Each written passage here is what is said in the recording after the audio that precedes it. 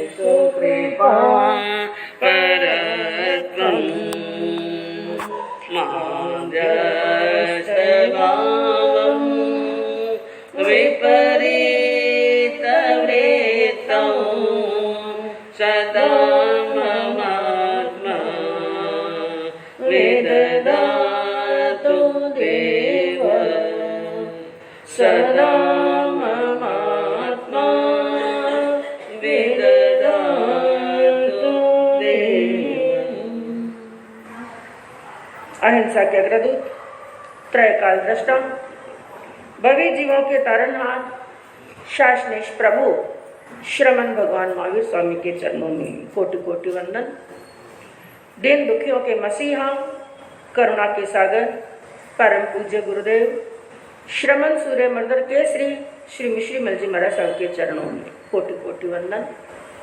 काट पर विराजमान परम श्रद्धेय, परम विदुषी, मधुर व्याख्यानी, सरल मना पूज्य गुरुनाथ जी महाराज साहब के चरणों में कोटि कोटि। धर्म प्रेमी बंधुओं, शीलवती माताओं बहनों, सर्वप्रथम हम प्रणाम करते हैं, नमन करते हैं जिनवाणी को, जो सदैव भवी प्राणियों का मार्ग प्रशस्त करती आई है, प्रशस्त कर रही है और आगे मार्ग प्रशस्त करती रहेगी। और यह वाणी जिसके ऊपर चल करके, जिसको श्रवण करके, जिसको आचरण करके भवी आत्माओं ने अपने अंतिम लक्ष्य मोक्ष को प्राप्त किया है। क्योंकि बंधुओं, संसार के अंदर सत्य मार्ग बताने वाली यदि कोई है तो तीर्थंकर प्रभु की जिनवाणी। बाकी तो संसार के अंदर जितना भी कुछ है ना, जितना भी दृश्य जगत दिखाई दे रहा है, वो चाहे जीव है, वो चाहे अजीव है, चाहे संसार के भौतिक पदार्थ हैं, चाहे संसार के रिश्ते और नाते हैं, जितना भी यह दृश्य संसार है, ज्ञानी क्या कहते हैं, संपूर्ण संसार के अंदर हर एक स्थान ऐसा है जो हमारी आत्मा को भटकाने वाला है। क्या करता है? भटका देता है, मार्ग से भटका देता है। भटकाने के रास्ते तो एक नहीं है बल्कि अनेक हैं, और अनेक नहीं अनंत रास्ते हैं। जहां पर भी जाओ, जहां पर भी दृष्टि पड़ती है, हर स्थान, हर वस्तु और हर एक चीज सदैव हमारा मार्ग भटका देती है। क्यों? क्योंकि हम पड़ जाते हैं उसके आकर्षण।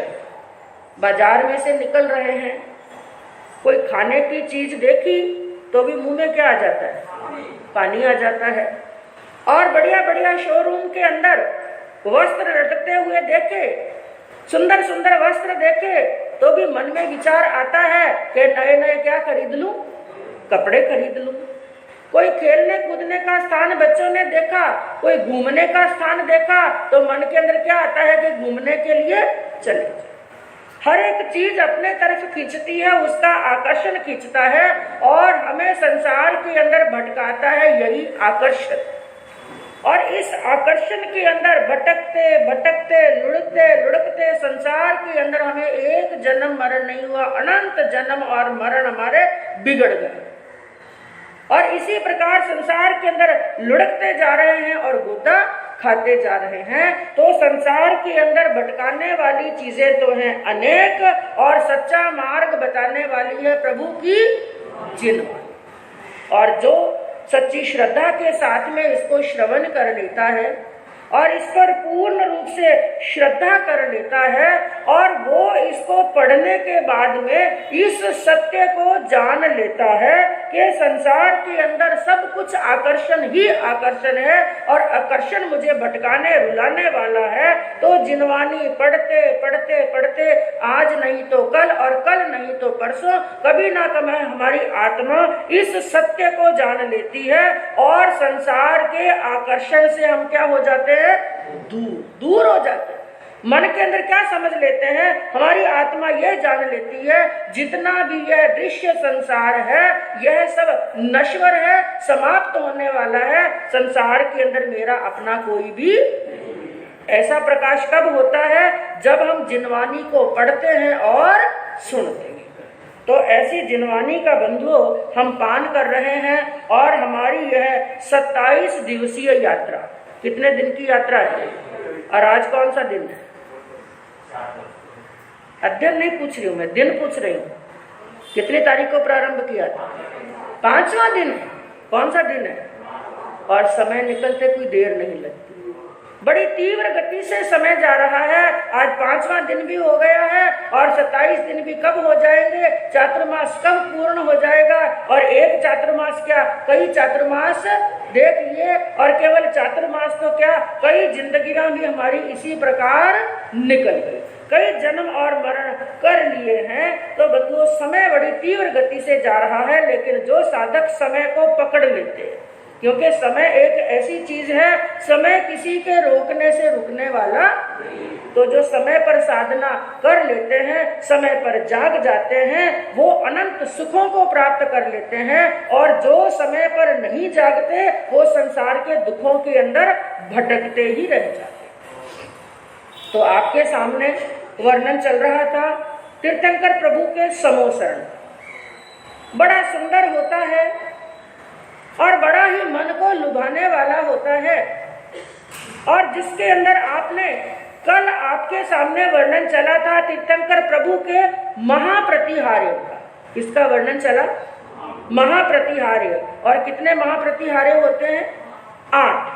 8 महाप्रतिहार्य यानी विशेषताएं जो केवल तीर्थंकर भगवान के ही होती हैं। जैसे अशोक वृक्ष होता है, स्फटिक सिंहासन होता है, 3 छत्र होते हैं और 64 इंद्रों के जोड़े चमर डुलाते हैं, और भगवान का प्रभा मंडल होता है। अचित वर्षों की देवता, फूलों की वर्षा करते हैं देवता, दिव्य ध्वनि होती है, और अंतरिक्ष के अंदर ब्रह्मांड आकाश के अंदर 12.5 करोड़ बाजे बजाए जाते हैं, संगीत बजाया जाता है। जब भगवान समोसरण के अंदर विराज करके दिव्य देशना देते हैं, मेघ गर्जना करते हैं।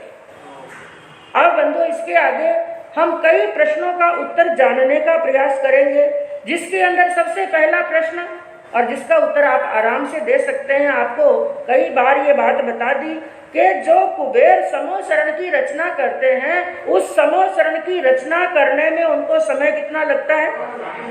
48 मिनट यानी 1 मुहूर्त। कितना? आपकी समाई कितने मुहूर्त की है?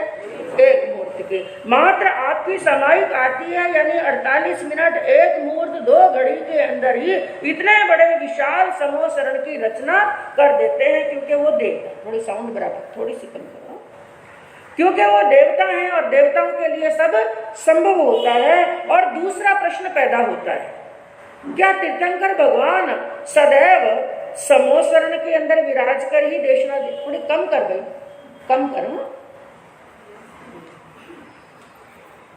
दूसरा प्रश्न यह होता है, क्या तीर्थंकर भगवान सदैव जब भी देशना देते हैं हमेशा समोसरण के अंदर ही देते हैं? हमेशा समोसरण की रचना होती है?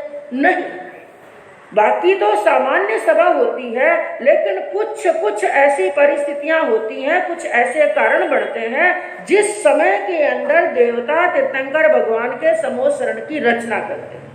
सबसे पहले समोसरण की रचना तो उस समय होती है जब तीर्थंकर भगवान को केवल ज्ञान हो, वो तो निश्चित है। किसी भी तीर्थंकर भगवान को केवल ज्ञान की प्राप्ति होती है तो पहली देशना कहाँ पर देते हैं? समोसरण पर। उसके बाद में कब कौन सी परिस्थितियों के अंदर समोसरण की रचना होती है, जिसके अंदर मुख्य 2 कारण बताए। कितने कारण बताए? 2 कारण। पहला कारण तो ये होता है, जिस क्षेत्र के अंदर भगवान विचरण कर रहे हैं, जहां पर भगवान को धर्म का उपदेश दे। थोड़ी साउंड बराबर नहीं आ रही है, पीछे से आवाज आ रही है, थोड़ी सी कम देते हैं। जहां पर अन्य मतावलंबी ज्यादा होते हैं। क्या होते हैं? आप लोगों की आजकल आवाज नहीं आ रही, क्या नींद आ रही है क्या, या समझ में नहीं आ रही है? आ रही है। तो फिर आप लोगों की आवाज क्यों नहीं आ रही है? आवाज आनी चाहिए तो मुझे लगे कि आपको समझ में आ रहा है। अन्य मतावलंबी ज्यादा होते हैं। अन्य मतावलंबी का अर्थ क्या हुआ? अन्य धर्म को, अन्य मत को मानने वाला। जहां पर अन्य मत वालों का ज्यादा बोलबाला होता है, वहां पर जिन शासन की प्रभावना हो। अब इस बात से तीर्थंकर भगवान को कुछ लेना देना नहीं है, वो तो राग द्वेष से रहित हैं, उनको इस बात से कुछ लेना देना नहीं। लेकिन देवता ये बात सोचते हैं, जिन शासन जो सत्य है, जिनेश्वर भगवान का बताया हुआ यह मार्ग है, जिन शासन की प्रभावना हो, सत्य मार्ग की प्रभावना हो, तो जहां पर ज्यादा अन्य मतावलंबी होते हैं, ऐसे स्थान के ऊपर तीर्थंकर भगवान के समोसरण की क्या होती है? रचना होती है। और दूसरा कारण बताया गया, जहां पर श्रोतागण ज्यादा होते हैं, सुनने के लिए श्रोतागण क्या होते हैं? ज्यादा होते हैं। तो ज्यादा होते हैं तो स्थान बड़ा चाहिए। अब जैसे उदाहरण के माध्यम से चातुर्मास होता है, प्रतिदिन का प्रवचन का कहाँ पर होता है? चाहे जैन भवन है, चाहे स्थानक है, 4 महीने का प्रवचन वहीं पर होता है। अगर कोई विशेष कार्यक्रम हो गया, जैसे गुरुदेव की जयंती मनाई, तो वो कहाँ मनाई गई? हाँ, बाहर मनाई गई। बाहर मनाई गई, क्यों मनाई गई? क्योंकि लोग ज्यादा आने वाले थे और यहाँ पर स्थान क्या था? छोटा। तो जहाँ पर श्रोतागण ज्यादा होते हैं, जिनवाणी सुनने के लिए परिषद ज्यादा आने वाली होती है, ऐसे स्थान के ऊपर समोसरण की क्या होती है? रचना। तो मुख्य कितने कारण बताए गए? 2। एक कारण तो जहाँ पर अन्य मतावलंबी ज्यादा होते हैं, और दूसरा कारण जहाँ पर श्रोतागण ज्यादा होते हैं। अब तीसरा प्रश्न यहाँ पर पैदा होता है कि जो 8वीं भूमि बताई, कौन सी भूमि? 8वीं भूमि, मंडप भूमि, वहीं पर बैठ करके जिनवाणी श्रवण करते हैं, और उसका क्षेत्रफल कितना बताया गया? 8वीं भूमि का क्षेत्रफल कितना है? हाँ, 2600, 2600 यानी 2600 धनुष का है। लेकिन एक बंधुओं, भगवान का अतिशय, इन सब बातों को ध्यान से सुनिए, इधर उधर मत देखिए, नहीं तो समझ में नहीं आएंगी बात। भगवान के अतिशयों के बारे में जानिए, ताकि मन के अंदर अहोभाव पैदा हो, श्रद्धा का भाव पैदा हो। तीर्थंकर प्रभु के लिए कैसे होते हैं उनके अतिशय? तो वो क्षेत्रफल तो होता है मात्र 2600 धनुष का। लेकिन बंधुओं, उस क्षेत्र की क्या विशेषता होती है? जितना वो क्षेत्र होता है, उससे असंख्यात गुना लोग वहां पर बैठ जाते हैं। जैसे एक कोई प्रवचन हॉल है, उसके अंदर मात्र 500 श्रोताओं के बैठने की जगह है। कितनी जगह है? 500। मैंने किताबें बंद कर दो, जो लिख नहीं रही है ना। एक ही काम, भगवान ने क्या फरमाया? हमारे मन, वचन, काया के 3 योगों में से एक योग ही एक समय में काम करता है। पुस्तक पढ़ रहे हैं तो यह चीज समझ में नहीं आई। जिस समय व्याख्यान चले, ना कोई स्वाध्याय करना, ना कोई माला फेरना, आपका ध्यान कहाँ पर होना चाहिए? वक्ता की तरफ, वचन प्रवचन की तरफ ध्यान होना चाहिए, तभी समझ में आएगा। नहीं तो ना स्वाध्याय होगी, ना माला होगी, ना प्रवचन, कुछ भी नहीं। तो वहां पर क्या बताया गया? जैसे मान लो एक कोई प्रवचन हॉल है, जिसके अंदर मात्र 500 व्यक्ति ही बैठ सकते हैं, 500 श्रद्धालु ही बैठ सकते हैं, लेकिन वहां पर 1000 लोग आ गए, 1500 आ गए, 2000 लोग आ गए, तो परिस्थिति क्या होगी? हाँ, अड़अड़ करके बैठना चाहेंगे तो भी नहीं बैठ सकेंगे इतने लोग तो। हाँ, 100-200 एडजस्ट हो जाएंगे, ज्यादा तो नहीं होंगे। लेकिन समोसरण की ऐसी विशेषता होती है, उसके अंदर जितने लोगों के बैठने का स्थान होता है, बैठने की कैपेसिटी होती है, उससे यदि 10 गुना भी आ जाए, उससे 20 गुना और 100 गुना लोग भी आ जाए, सबके सब वहां पर समा जाते हैं, आराम से बैठ जाते हैं। और बैठने के बाद में भी क्या विशेषता रहती है? सबके सब अस्पर्शी रहते हैं। अस्पर्शी का अर्थ क्या हुआ? एक दूसरे से टच नहीं होते हैं। वो भगवान का एक अतिशय है। वो एक ऐसा अतिशय होता है, 10 गुनी 50 गुनी पब्लिक आने के बाद में भी सबके सब बड़े आराम से बैठते हैं, अस्पर्शी होते हैं, एक दूसरे को स्पर्श नहीं करते हैं। ये भगवान का अतिशय है। और एक प्रश्न ये मन के अंदर आया था जिस समय बात चली कि समूह शरण चढ़ने के लिए सीढ़ियां कितनी बताई? 20,000 सीढ़ियां हैं। अब मैं आपसे पूछूं, आप कल्पना करो कि आपको 20,000 सीढ़ियां चढ़नी है, तो आपको समय कितना लगेगा? थोड़ा आइडिया बताए, कितने घंटे लगेंगे? ऐसा 2 घंटा, 3 घंटा, 8 घंटे, हाँ कोई कहते हैं 8 घंटे। लेकिन वहां पर भगवान का अतिशय देखिए बंधुओं, उनकी पुनवानी, अनंत पुनवानी के 20,000 सीढ़ियां चढ़ने में मात्र अंतर मुहूर्त लगता है। कितना लगता है? मुहूर्त भी नहीं, पूरा मुहूर्त कितने मिनट का होता है? 48 मिनट का। और अंतर मुहूर्त किसे कहते हैं? कम से कम 2 समय से लगा करके 48 मिनट के अंदर का समय। उसके अंदर चाहे 15 मिनट है, 20 मिनट है, 25 मिनट है, जहां तक के 47 मिनट है, वो सबके सब किस में आएंगे? अंतर मुहूर्त। मात्र अंतर मुहूर्त के अंदर सबकी सब सीढ़ियां चढ़ जाते हैं। और साथ में विशेषता ये रहती है, ना ही तो कोई थकावट होती है, ना कोई हाथ दुखते हैं, ना पांव दुखते हैं, ना शरीर में दर्द होता है, और ना ही कोई पसीना आता है। ये अतिशय किसका है? भगवान का अतिशय है। और बंधुओं, ये तीर्थंकर प्रभु की ऐसी पुनवानी होती है उनके समूह शरण में चढ़ते समय। और कई बार आप लोगों ने यदि साधु संतों के साथ में विहार किया, हमारे साथ में कई भाई, कई उम्र वाले भाई बहन भी विहार करते हैं, कई बार वो क्या कहते हैं, उनके मन की भावना कि महाराज साहब हम घर के अंदर होते हैं, घर से दुकान जाते हैं तो भी किसमें जाते हैं? गाड़ी पर जाते हैं। घर से बाजार जाना तो भी किसमें जाना?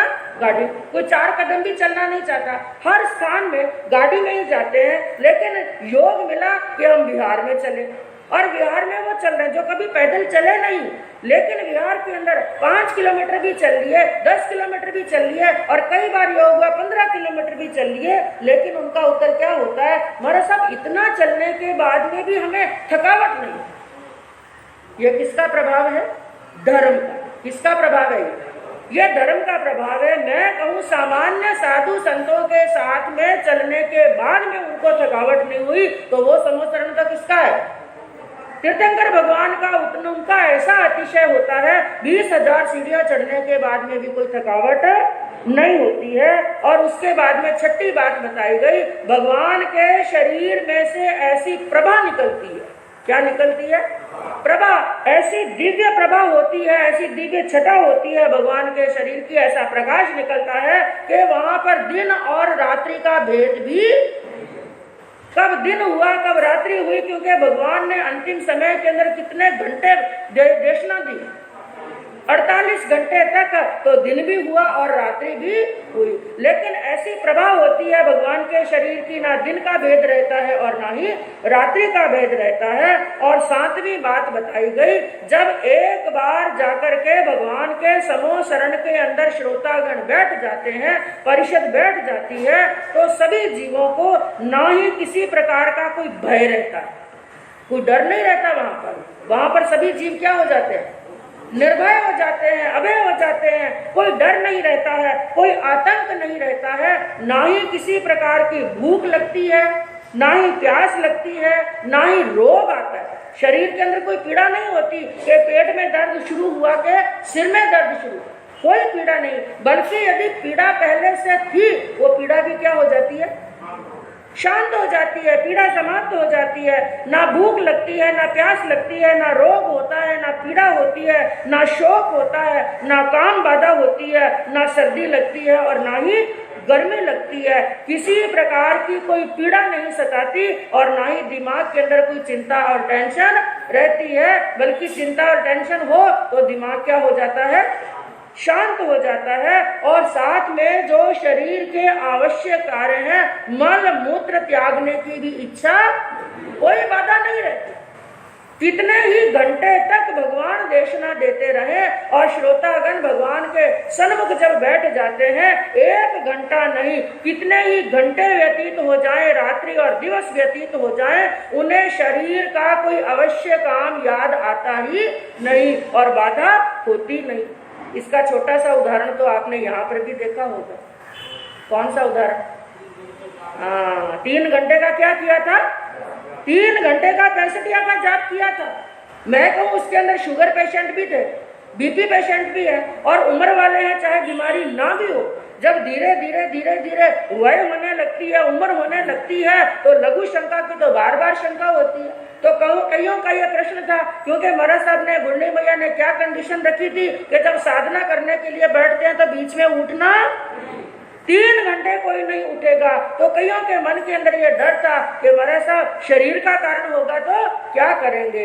लेकिन मैं आपसे पूछूं, इतना बड़ा फुल हॉल भरा हुआ है, ठटाठट हॉल भरा हुआ था, छोटी उम्र वाले भी थे, लघु वय वाले भी थे और बड़ी उम्र वाले भी थे। क्या किसी को बीच में उठने की कोई शंका, कोई बाधा हुई क्या?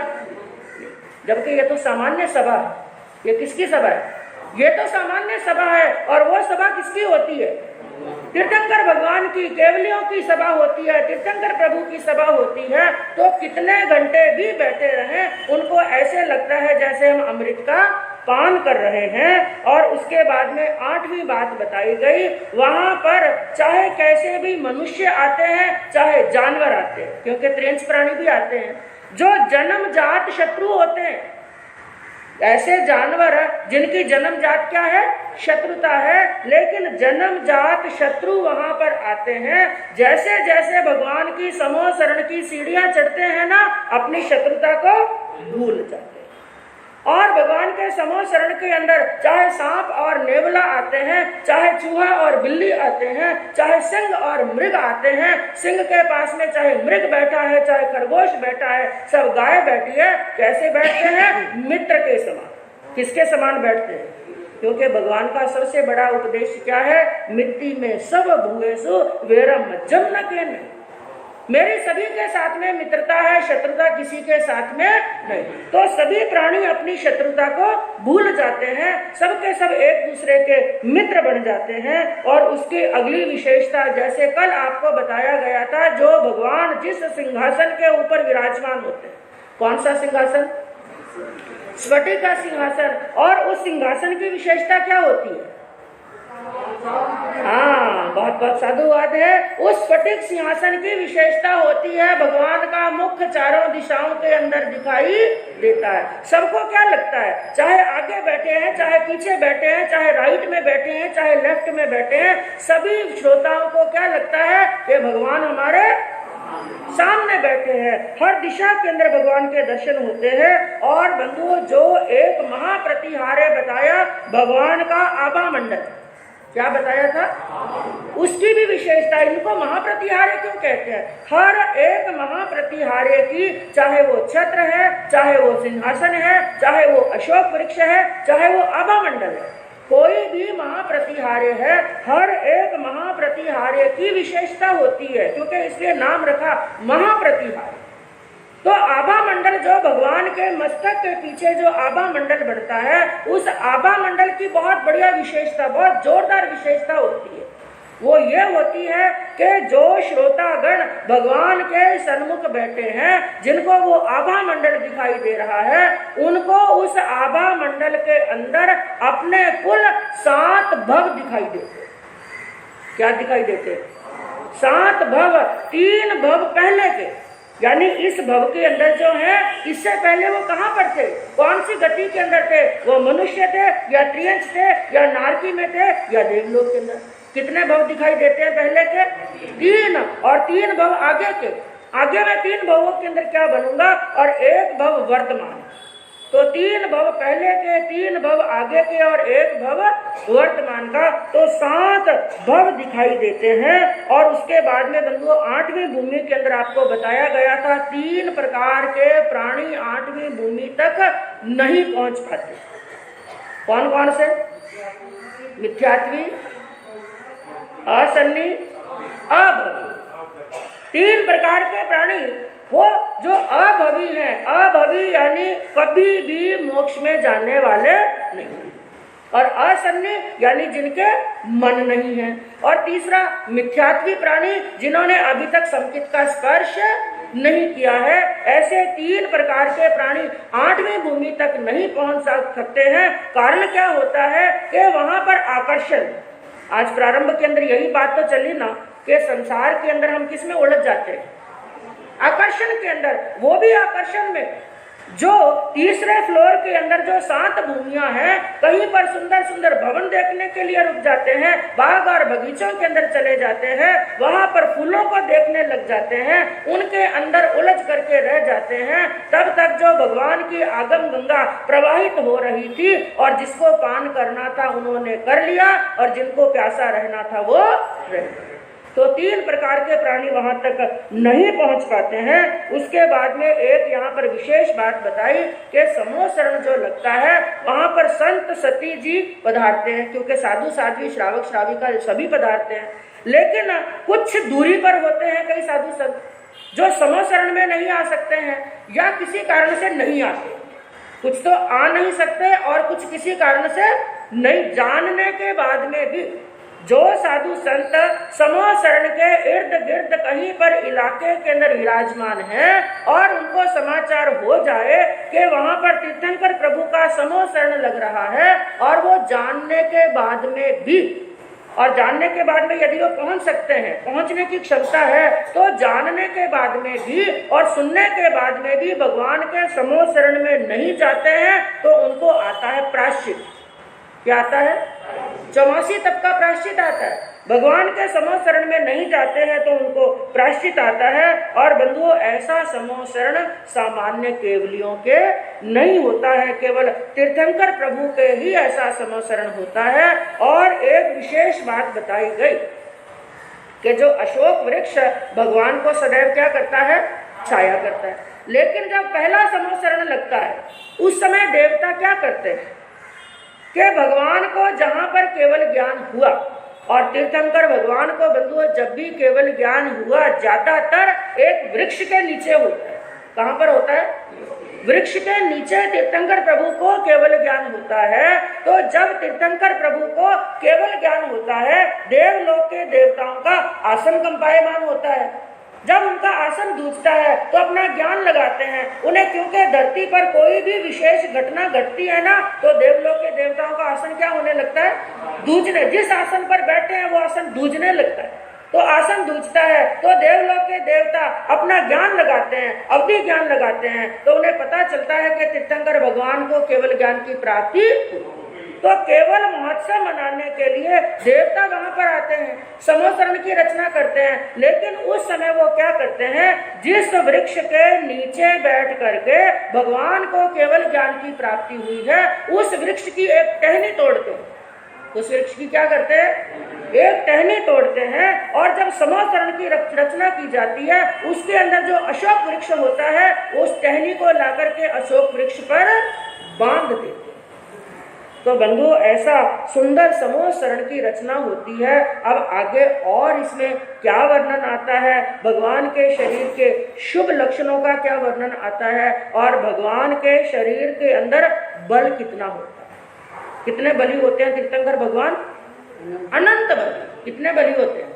अनंत बली। तो कैसा होता है उनके शरीर के अंदर बल, इसका वर्णन आगे बंधुओं हमें सुनने से मालूम पड़ेगा। अब हमें यहाँ पर केवल यही चिंतन करना है कि ऐसा सुंदर समूह शरण जिनका वर्णन सुनकर के ही मन में क्या हो रही है? प्रसन्नता होती है कि नहीं? आपके होती है कि नहीं होती है? मुझे मालूम नहीं, होती है ना। अब कल्पना करें कि हम ऐसे स्थान पर बैठे कि जहां पर सामने कौन विराजमान है? तीर्थंकर भगवान विराजमान हैं, और देवता वहां पर पुष्पों की क्या कर रहे हैं? वृष्टि कर रहे हैं। दिव्य ध्वनि हो रही है, करोड़ों बाजे बज रहे हैं, और देवता वहां पर चमर डुला रहे हैं, अशोक वृक्ष छाया कर रहा है, और भगवान मेघ गर्जना के समान अर्धमागधी भाषा के अंदर जिनवानी की गंगा बहा रहे हैं, जिनवानी की वर्षा हो रही है। वो दृश्य कितना सुंदर होता होगा। मन के अंदर हम कल्पना करते हैं तो भी मन में और चित्त में प्रसन्नता होती है। लेकिन ऐसे स्थान के ऊपर भी बंधुओं एक बार नहीं अनेक बार गए, लेकिन जाकर के भी कल्याण नहीं हुआ। क्यों नहीं हुआ? किसमें फंसे हुए? आकर्षण। आकर्षण, बस यही डुबोता है। और आज का जो अध्ययन है बंधुओं बहुत बड़ी यही आकर्षण बताएगा। ध्यान से सुनेंगे। कुछ बहनों को नींद आ रही है, मैं नाम तो नहीं लूंगी, वो सावधान हो जाए, सावचेत हो जाए कि हमें संसार में क्या लाने वाला है, क्या फंसाने वाला है। भगवान के समूह शरण में जाने के बाद में भी कल्याण क्यों नहीं होता है? कौन सी चीज हमें खींचती है? ये अध्ययन हमें यही शिक्षा देगा। तो ध्यान से सुनने का, श्रवण करने का प्रयास करेंगे। पहले 4 लाइनें एक साथ में बोलते हैं। वीर प्रभु के अंतिम वाणी, वीर प्रभु की अंतिम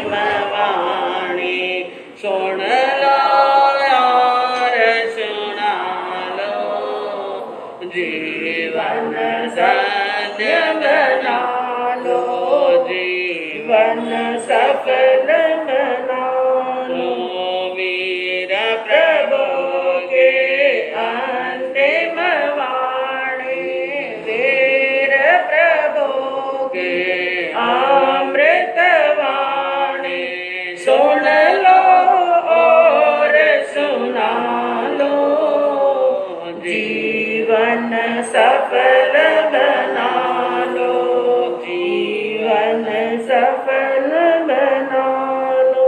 सर्व परिग्रह और कलह को भिक्षु मन से छोड़े, काम भोग के कटु फल को लख राग भाव को तोड़े, कर्म बंध का कारण लेप्सा, कर्म बंध का कारण लेप्सा, मन से उसे हटा लो, जीवन सफल बना लो, जीवन सफल बना लो।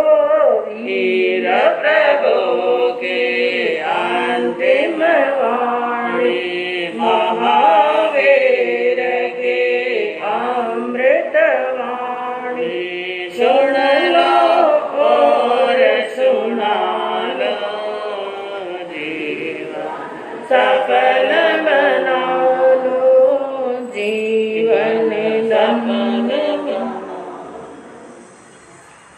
तो इस अध्ययन के अंदर बंधुओं, इस अध्ययन का नाम बताया गया है कापिलीय। क्या नाम है? कापिलीय। यानी इस अध्ययन के अंदर कपिल मुनि का वर्णन आता है, जिनको कपिल केवली के नाम से भी जानते हैं। और एक बात आपको बता दें, ये इस अध्ययन में कपिल मुनि के जीवनी दी हुई नहीं है कि उनको वैराग्य क्यों आया, कैसे आया, इस घटना का वर्णन इसके अंदर नहीं है।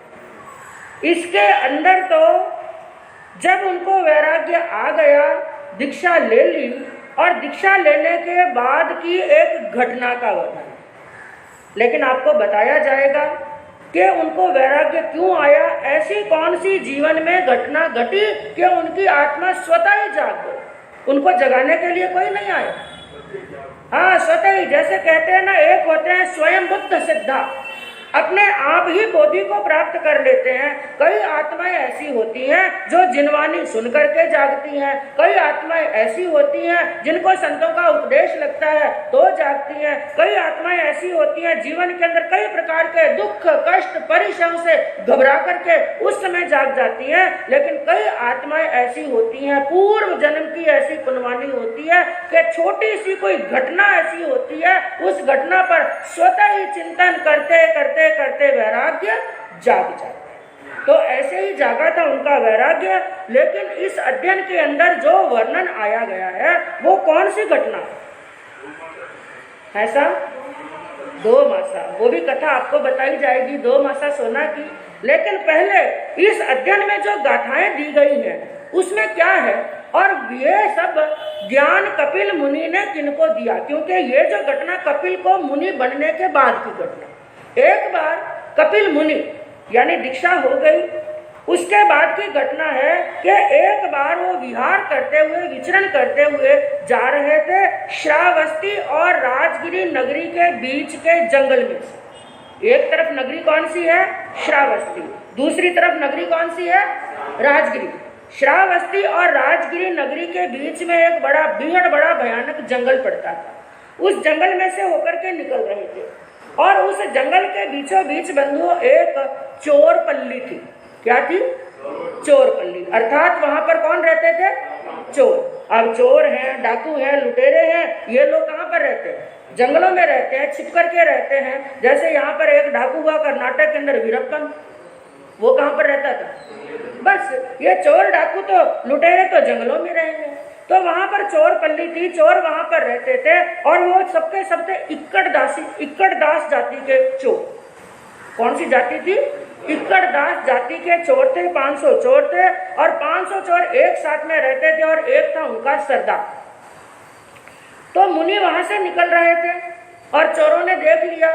और चोरों का क्या धर्म है? उनको तो गृहस्थ आए के संत आए सबको क्या करना है? लूटना है। तो उनको लूटने लगे, लेकिन उनके कपड़े अपड़े जो भी था, जो भंडोर उपकरण थे, सब देख लिए, कुछ भी नहीं मिला। उन्होंने अपने सरदार को कहा ये तो फक्कड़ बाबा है, इनके पास में तो कुछ भी नहीं, कहो तो इनको जाने दे। सरदार ने कहा ठीक है जाने दो। एक बार तो रवाना कर दिया, लेकिन फिर उस सरदार के मन के अंदर विचार आया, ये धन तो इन संतों के पास में नहीं होता है, लेकिन जो खजाना हो इनके पास में होता है ना, क्योंकि ये डाकू हैं, लुटेरे हैं, ये तो बाद में बने, पहले तो वो भी एक सामान्य इंसान थे। तो उन्होंने सुन रखा था जो खजाना इन संतों के पास में होता है ना, ये बड़े बड़े धनवानों के पास में और बड़े बड़े चक्रवर्तियों के पास में भी नहीं। तो आज मुझे यही खजाना चाहिए, इसलिए रोक लिया संत को, कपिल मुनि को रोक लिया और कहा मुनिराज आज तो हम आपको लूट करके ही रहेंगे। भाई मेरे पास में तो कुछ नहीं, जो है वही दे दो, जो आपके पास में है वही दे दो। भाई मेरे पास में तो ज्ञान का धन है, वो चाहे तो ले लो, हमें तो वही चाहिए। अब चोरों ने क्या किया, एक बड़ी शिला के ऊपर कपिल मुनि को बीच में ऊपर बिठा दिया, पाट वाट तो था नहीं, बड़ी शिला पर बिठाया और सबके सब चारों तरफ बैठ गए गोलाकार में, जैसे समोसरण का वर्णन आया ना, भगवान कहाँ पर विराजमान होते हैं, बीचों बीच, और चारों तरफ पब्लिक। और उसी प्रकार कपिल मुनि को कहाँ बिठा लिया, हाँ, और चारों तरफ कौन बैठे हैं, वो भी सामान्य पब्लिक नहीं, चोर बैठे हैं। तो उन चोरों को उस समय जो कपिल मुनि ने शिक्षा दी, जो ज्ञान दिया, जो उपदेश दिया, उसका वर्णन आता है इस अध्ययन के अंदर। वो भी अंतिम के अंदर संक्षिप्त में बताया जाएगा, यदि समय रहेगा तो, क्या अध्ययन के अंदर। लेकिन अब वो कपिल जो सामान्य इंसान थे, वो मुनि बने कैसे, ऐसी कौन सी घटना घटी। उनके बचपन की एक घटना आती है कि वो कौशंबी नगरी में रहने वाले थे। कौशंबी नगरी का राजा था प्रसेनजित, और उस बच्चे की, उस कपिल की माता का नाम था यशा। तो लेकिन कपिल के जो पिताजी थे, जब कपिल बहुत छोटा था उसी समय पिता का वियोग हो गया। घर के अंदर कितने सदस्य रह रहे हैं, 2, माता और पुत्र। अब कपिल जो खेलने कूदने में बड़ा चित्त रहता था, पूरा दिन खेलता रहता, कूदता रहता, माता बहुत समझाती, बेटा तुम ब्राह्मण पुत्र हो, क्योंकि वो जाति से ब्राह्मण थे, तुम एक ब्राह्मण पुत्र हो, तुम खेलोगे कूदोगे तो कैसे तुम्हारा जीवन बनेगा। लेकिन कपिल नहीं समझता। एक बार का समय योग हुआ कि घर के सामने ही बच्चों के साथ में कपिल खेल रहा था। वो खेल कूद में तो चित्त जरूर था, पढ़ाई में चित्त नहीं था, लेकिन माता का पक्का भक्त था। तो वो बच्चों के साथ में खेल रहा था। अचानक उसकी दृष्टि पड़ी अपनी माता के ऊपर। उसने क्या देखा, माता की आंखों में आंसू आ रहे। ऐसा दृश्य देखा, भूल गया खेल को, माता के प्रति बहुत जीव था उनका। सब खेल कूद को छोड़ दिया और छोड़ करके आया माँ के पास में। क्या हुआ माँ, आप क्यों रो रही हैं? उसने कहा बेटा रहने दे, तू क्या करेगा जा। नहीं नहीं मुझे बताओ, आपके रोने का कारण है, क्यों रो रही है? उन्होंने कहा बेटा हमारे घर के सामने से अभी अभी तूने कुछ जाते हुए देखा? उन्होंने कहा हाँ। क्या निकला था उनके घर के सामने से? उनके पड़ोस में ही एक और ब्राह्मण रहते थे जो वो राजा के राजपुरोहित थे। राजा के क्या थे? राजपुरोहित। राजा के गुरु हैं, राजपुरोहित है, इसलिए राजा ने कई प्रकार की सुविधाएं दे रखी थी। 4 लोग उनको पालकी में बिठा करके अपने कंधों पर उठा करके 10 लोग आगे हैं, 10 लोग पीछे हैं, और वो राजपुरोहित बड़े सज धज करके, कई आभूषण धारण करके, कीमती वस्त्र धारण करके, तिलक छापा लगा करके पालकी में बैठ करके, और लोग उनकी क्या बोल रहे हैं? जय जयकार बोल रहे। बड़े सम्मान सत्कार के साथ में उनको राजसभा में ले जाया जा रहा था। यह दृश्य जब यशा ने देखा तो यशा की आंखों में क्या आ गए थे? आंसू। तो अपने बेटे को पूछा बेटा अभी अभी तुमने यहाँ किसी को जाते हुए देखा? हाँ माँ, मैंने पालकी को जाते हुए देखा, राजपुरोहित को जाते हुए देखा। इसमें नई बात क्या है? ये तो रोज ही पालकी जाती है, रोज ही राजपुरोहित राजसभा में जाते हैं। उन्होंने कहा हाँ बेटा ये बात सही है, लेकिन तू शायद इस सत्य को नहीं जानता है। ये जो पालकी आज हमारे पड़ोस के घर से निकल रही है ना, यही पालकी एक दिन हमारे घर से निकलती थी। यानी तुम्हारे पिता भी क्या थे? राजपुरोहित थे, जिनका नाम था राजपुरोहित काश्यप। बड़े राजपुरोहित थे। लेकिन अब मुझे ऐसा लगता है कि मेरे जीवन के अंदर मैं मेरी आंखों से यह दृश्य नहीं देख सकती हूँ कि यह पालकी हमारे घर से निकले। क्यों नहीं देख सकती माँ? तो कहा तू पढ़ता लिखता तो है नहीं, और एक ब्राह्मण पुत्र होकर के शास्त्रों का ज्ञान नहीं है, वेदों का ज्ञान नहीं है, तो कौन बनाएगा तुम्हें राजपुरोहित? उनको झटका लग गया। माँ की ऐसी बात सुनी, खेल कूद छोड़ दिया माँ ऐसी अगर बात है तो हमारे घर से पालकी निकलेगी और जरूर निकलेगी। तो आज के बाद में तुम जो कहोगी वही करने के लिए तैयार। अपने पुत्र का ऐसा अभिग्रह सुना तो माँ को बड़ी प्रसन्नता हुई। माँ विचार करने लगी, कोई बात नहीं, जब जागे तभी सवेरा। लेकिन बेटा एक बात ध्यान रख, मेरे पास में इतने पैसे तो नहीं है कि मैं तुम्हें पढ़ा सकूं, मेरे पास में कुछ नहीं है। लेकिन तुम एक काम कर सकते हो, यहाँ से थोड़ा दूर श्रावस्ती नगरी के अंदर एक आचार्य इंद्रदत्त शर्मा नाम के ब्राह्मण रहते, जो तुम्हारे पिता के पक्के मित्र, भाई से भी बढ़कर के पक्के मित्र, बड़ी दोस्ती थी। और मुझे विश्वास है यदि तुम उनके पास में जाओगे तो वो तुम्हें अवश्य ही ज्ञान दे। लेकिन बालक बहुत छोटा है, इतनी दूर वहां पर कौशंबी से ठेठ श्रावस्ती नगरी जाना छोटा बालक नहीं जा सकता। तो माता ने कुछ दिन और इंतजार किया। तो माता को एक बार पता चला कि हमारी इस कौशंबी नगरी से एक बड़ा काफिला जा रहा है, खूब सारे लोग एक ग्रुप के अंदर तो जा रहे हैं, बड़ा काफिला जा रहा है। तो जो काफिले का सरदार था उनसे जाकर के बात की, मैं अपने बच्चे को आपके साथ में श्रावस्ती नगरी भेजना चाहती हूँ और श्रावस्ती नगरी आपके रास्ते के अंदर ही पड़ेगी, वहां पर आप मेरे बच्चे को छोड़ दो। स्वीकार कर लिया और बच्चे को उस काफिले के साथ में रवाना कर दिया।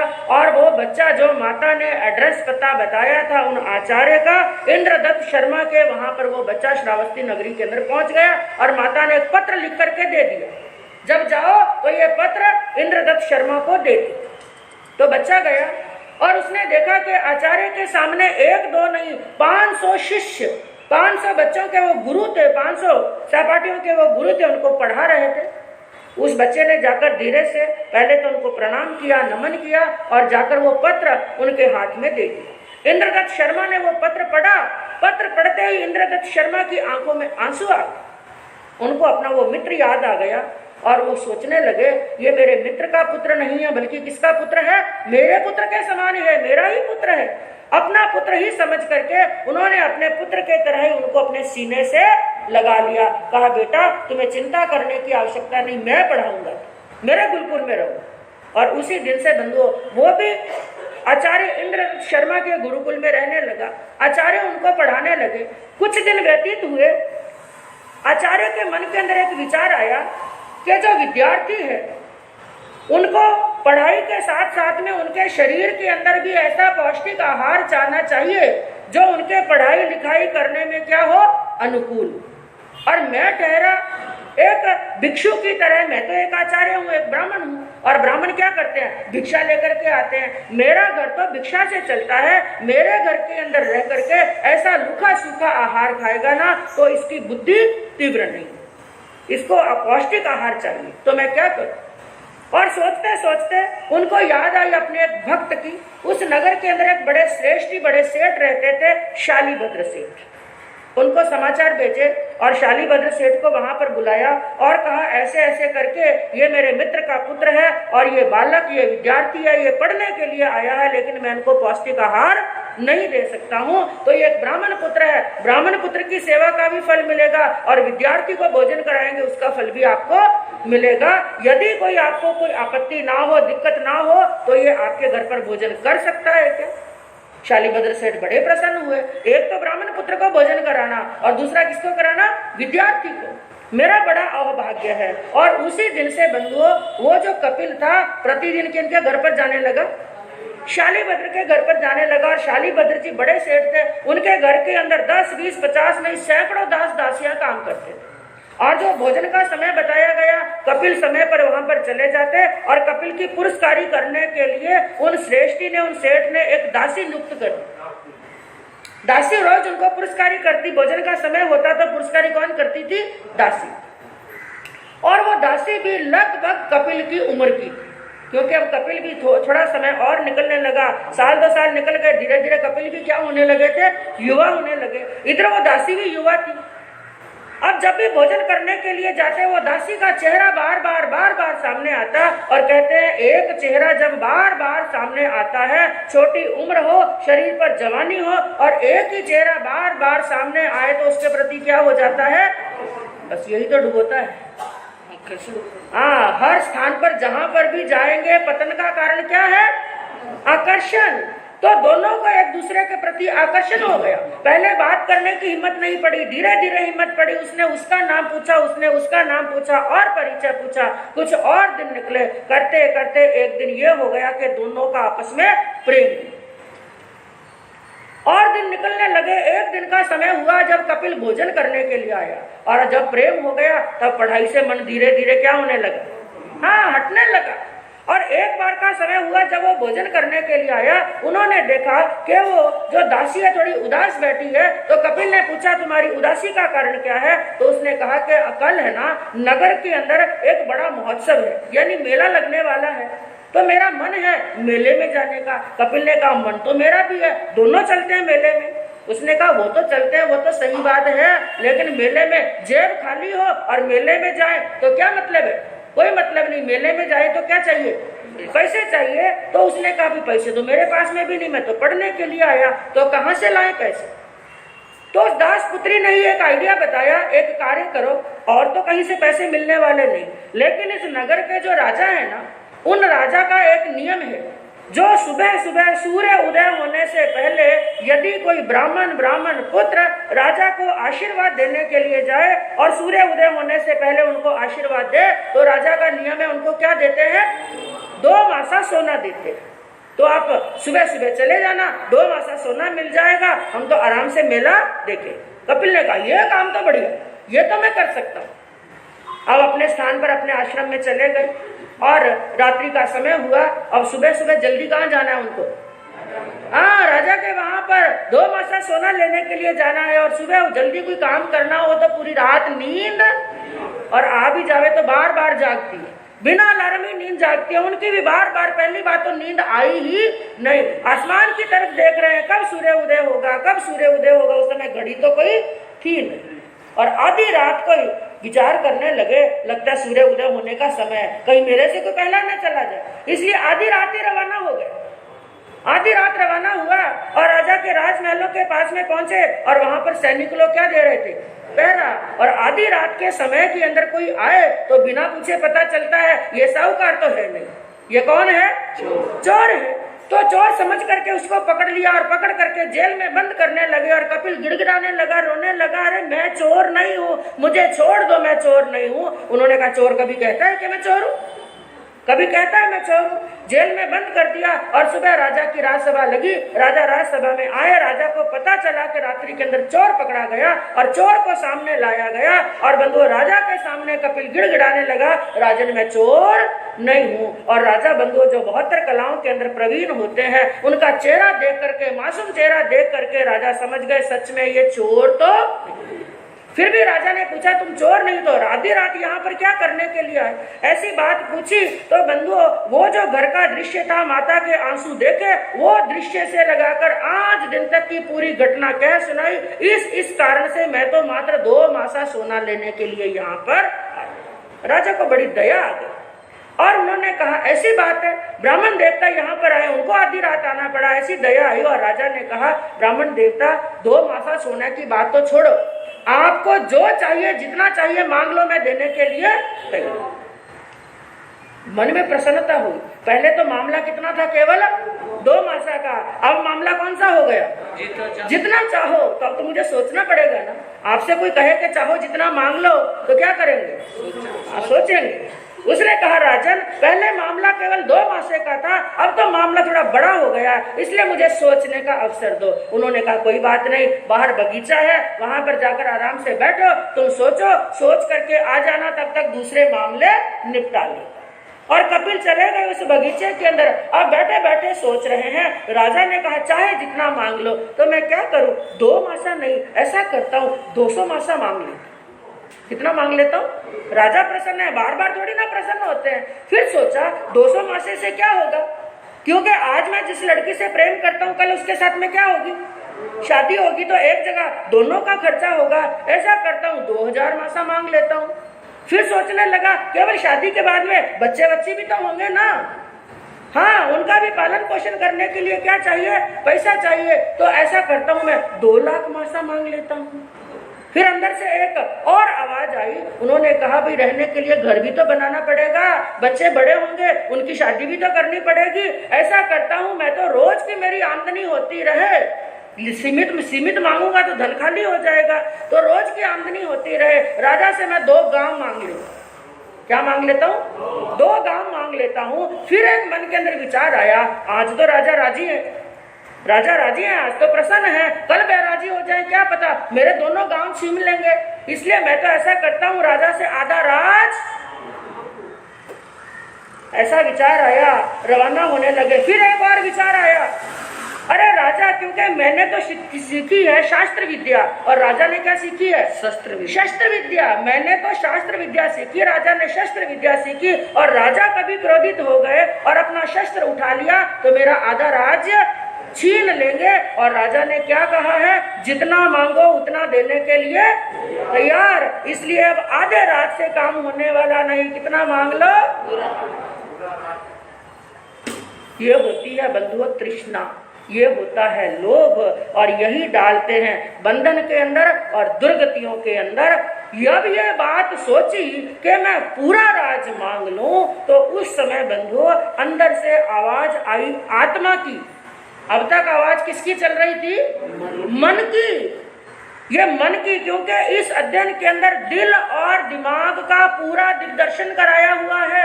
आत्मा और मन की आवाज कैसी होती है? आत्मा की अंदर से आवाज आई, सोचने लगे, एक कपिल धिक्कार है तेरे, एक नहीं लाख लाख बार धिक्कार है, जो तेरे पर कृपा कर रहे हैं, जो तेरे पर अनुकंपा कर रहे हैं, और जिन्होंने तुम्हारे ऊपर ऐसी करुणा की है, तू उन्हीं को कंगाल बनाने पर तुल गया है, पूरा राज छीन रहा है, उनको ही सड़क पर लाने के लिए तैयार हो गया है। अरे धिक्कार है तेरी ऐसी तृष्णा को, धिक्कार है, धिक्कार है, धिक्कार है। और बंधुओं ऐसा सोचते सोचते जब गहराई के अंदर उतरे ना, आकर्षण टूटा, आसक्ति टूटी, लोभ टूटा, ममत्व टूटा, तो भीतर से हो गया जाति स्मरण ज्ञान। ज्ञान का प्रकाश होने लगा। और इधर क्योंकि जब एक मन में गड़बड़ होती है तो सामने वाले मन में भी क्या हो जाती है, तो वो दूसरी गड़बड़ किसके मन में हुई? राजा के भी डावाडोल होने लगे, चित्त चंचल होने लगा, विचार करने लगे। अरे 2 मासा तोला की बात होने की बात थी, ठेठ इतनी देर होगी अभी तक आए नहीं, कहीं कुछ मामला गड़बड़ तो। राजा ने सेवकों को भेजा, लेकिन कपिल आए नहीं। फिर राजा खुद पहुंच गए कपिल के पास में, कहा बोलो कपिल, क्या चाहिए तुम्हें, कितना सोना चाहिए, कितना धन चाहिए? उन्होंने कहा राजन, अब मुझे कुछ नहीं चाहिए, जो मुझे चाहिए था वो तो मुझे मिल गया। मुझे आत्मज्ञान चाहिए था, सच्चा ज्ञान चाहिए था, वो मिल गया। आपका धन मैं प्राप्त कर लूं तो भी मेरा कुछ होने वाला नहीं है। और ऐसा प्रकाश हुआ बंधुओं, उस बगीचे से रवाना हुए महलों में, राजा के सभा के अंदर नहीं गए, वहां से रवाना हो गए, क्योंकि भीतर में क्या प्रकट हो गया था? वैराग्य। क्या प्रकट हो गया था? वैराग्य। उन्होंने जान लिया था इस संसार के अंदर दुर्गति के 2 ही कारण हैं। कितने कारण हैं? दुर्गति के 2 कारण हैं। कौन कौन से? लोभ और काम। कौन कौन से? क्योंकि कपिल पहले किसमें पड़े? काम में। पहले तो पड़े काम में, और काम के कारण किसमें पड़ गए थे? लोभ के अंदर पड़ गए थे। उन्होंने जान लिया ये दुर्गति के 2 ही कारण हैं, तो इन 2 कारणों से मेरी आत्मा को कभी आराम मिलने वाला नहीं। और ज्ञानी क्या चाहते हैं? आराम अगर चाहो, सबको क्या चाहिए? आराम चाहिए कि नहीं? थक जाते हैं तो क्या चाहिए? आराम। तो क्या कहा? आराम अगर चाहो तो आप राम के पास। क्या बात कही? आराम में भी आराम है और आराम में भी आराम। समझ में आई बात? आराम अगर चाहो तो आ राम के पास। आ राम के पास मतलब आत्मा के पास में, भीतर में आ, भीतर में जान कि ये लोभ, ये कषाय, ये काम सब दुख देने वाले हैं। और बंधुओं कपिल की आत्मा ऐसी जाग गई, ना उनको अब कोई राज पुरोहित बनना है, ना राज्य चाहिए, ना राजा बनना है, उनको अपना धन भीतर में ही प्राप्त हो गया। कहते हैं उसी समय वहां से रवाना हुए, दीक्षा अंगीकार की, और दीक्षा लेने के 6 महीने बाद में केवल ज्ञान प्रकट हो गया। और ये जो चोरों की घटना आती है कि चोरों को उपदेश दिया, तब तक कपिल मुनि को, कपिल वो केवली बन चुके थे। कपिल मुनि क्या बन चुके थे?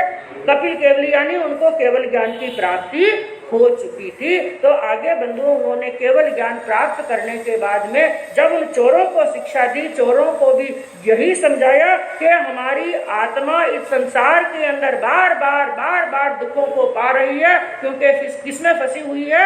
आकर्षण में फंसी हुई है। और एक साधक यदि साधु बनने के बाद में भी संसार के आकर्षण के अंदर पड़ा रहता है, तो उसको भी जीवन में कभी सुख मिलने वाला नहीं, क्योंकि सुख आकर्षण में नहीं है, बल्कि आकर्षण को त्याग में। तो बंधु, अध्ययन का सार तो बड़ा लंबा है। यदि जो उन्होंने चोरों को जो शिक्षा दी उसको कहने के लिए बैठे कई घंटे निकल जाएंगे, लेकिन आज पूर्ण करना है यहीं पर, क्योंकि आज आप गढ़नी भैया से क्या श्रवण करेंगे? श्रीपाल चारित्र श्रवण करना है। तो आज यहीं पर इस वाणी को यहीं पर विराम देते हैं। तो इसी भावना के साथ में ओम शांति। आगमे तिविहे की पार्टी का कौशक करें। आगमे तिविहे पणत्ते तंजहा सुत्तागम्य अथागम्य तदुभयागम्य। इस तरह 3 प्रकार आगम रूप ज्ञान के विषय में जो कोई अतिचार लागो हो तो आलो। जम वाइदम वच्चा मेलियम हिनक्षरम अचक्षरम पयहिनम विनयहिनम जोगिनम घोषिनम सुट्टू दिन्नम दुट्टू परिचयम। अकाले कौ सज्जाओ काले न कहो सज्जाओ, असज्जाए सज्जाएम सज्जाए न सज्जाएम। बनता गुणता विचारता ज्ञान और ज्ञानवंत पुरुषों की अशातना की हो तो तस्मिन्